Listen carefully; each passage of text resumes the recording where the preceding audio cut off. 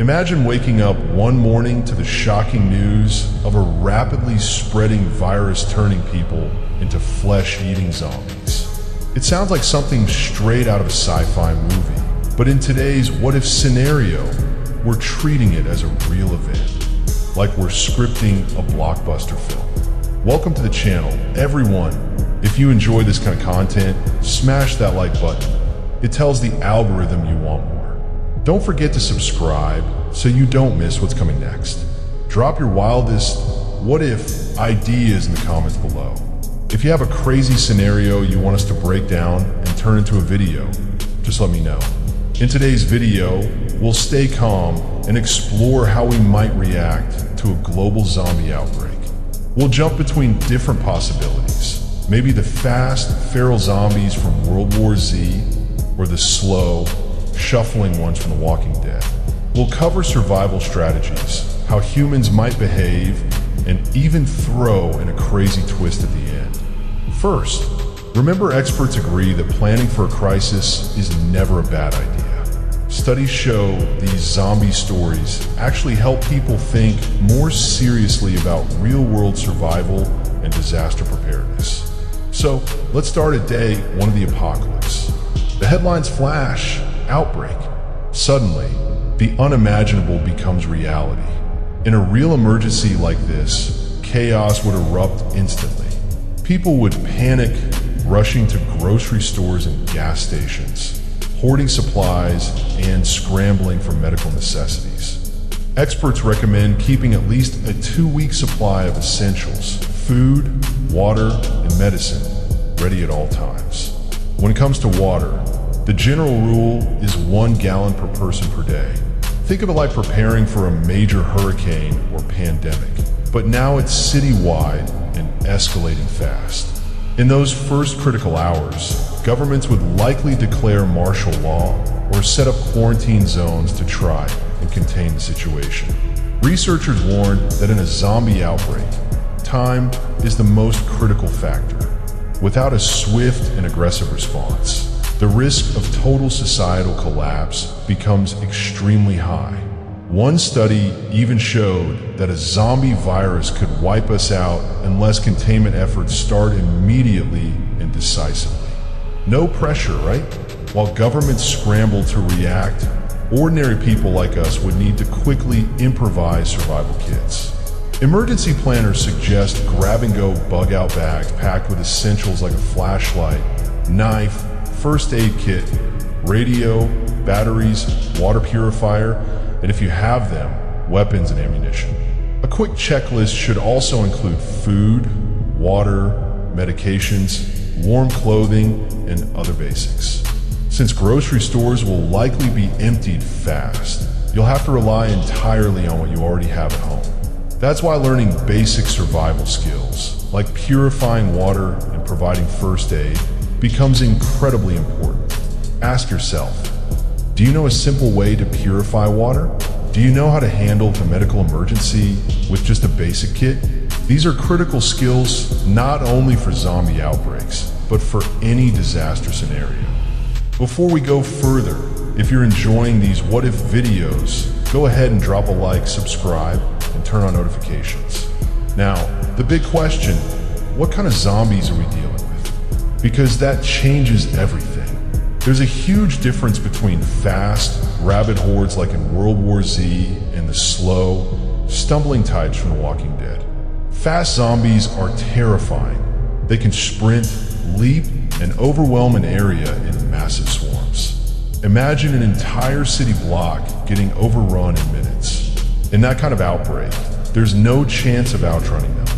Experts agree that your best chance of survival is stealth, staying underground, hidden, and moving quietly, especially at night. If you spot one zombie nearby, chances are dozens more close behind, multiplying with every human they infect.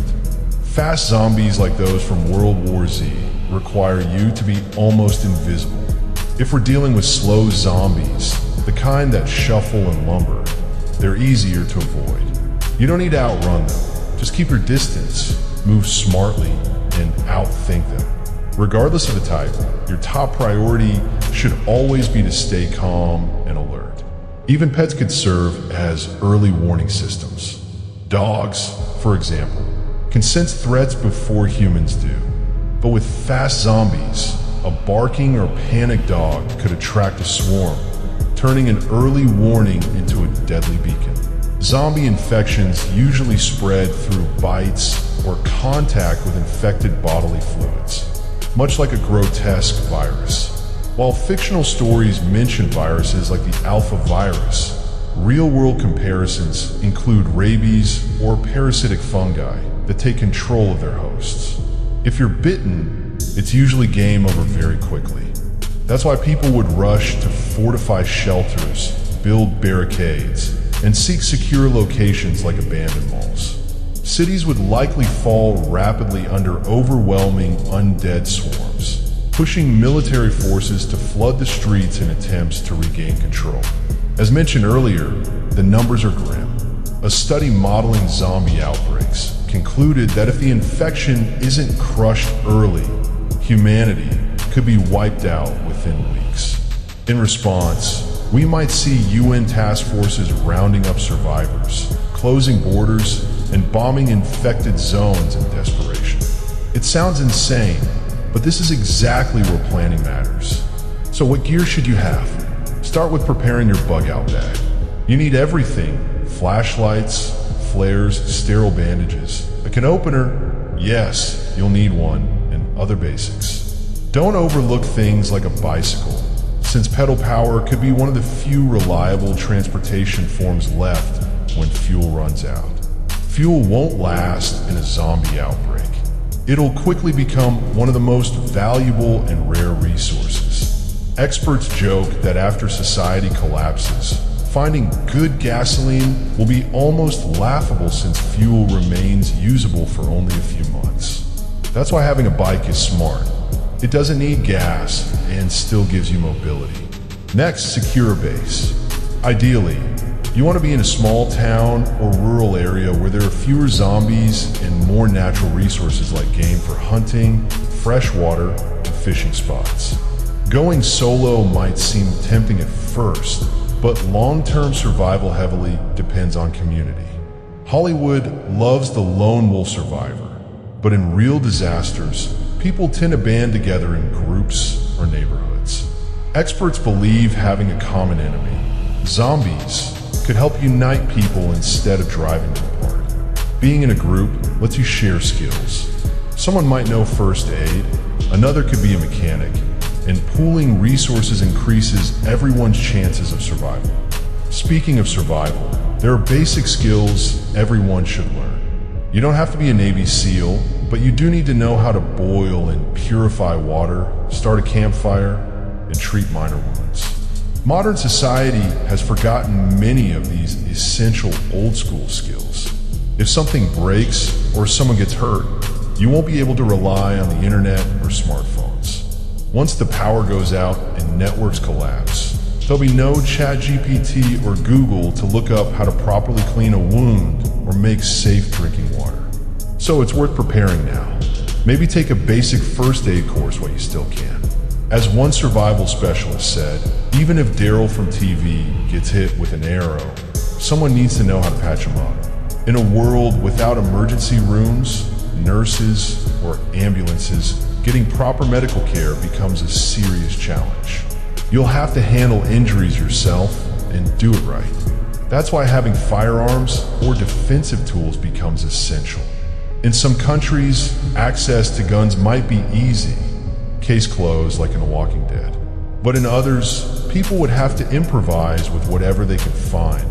Baseball bats, garden tools, or even zombie-proof fences. Quiet weapons become especially valuable since gunshots attract more zombies. In this situation, silence and patience can be far more effective than bravado. Still, having a solid stockpile of guns and ammo definitely offers more comfort and security.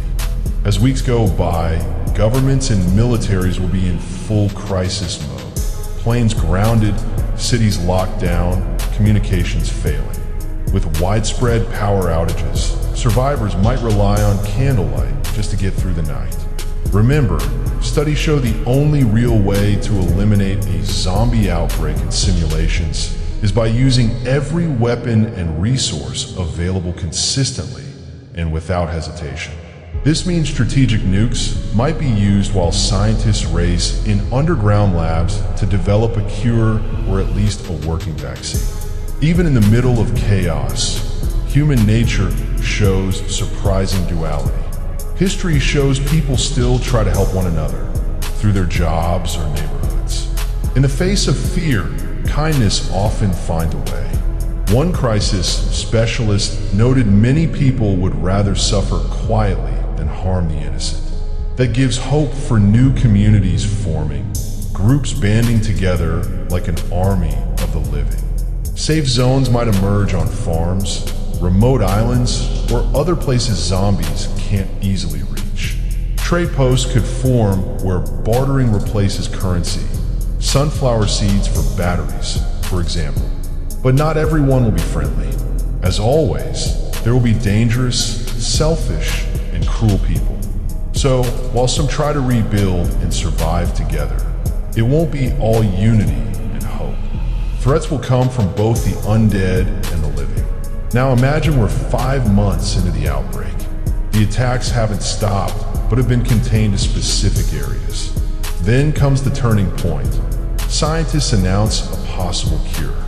It might sound unbelievable, but maybe some survivors already have natural immunity. Or perhaps someone discovers a way to reactivate part of a zombie's brain.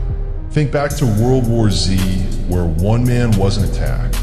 Maybe something like that happens here.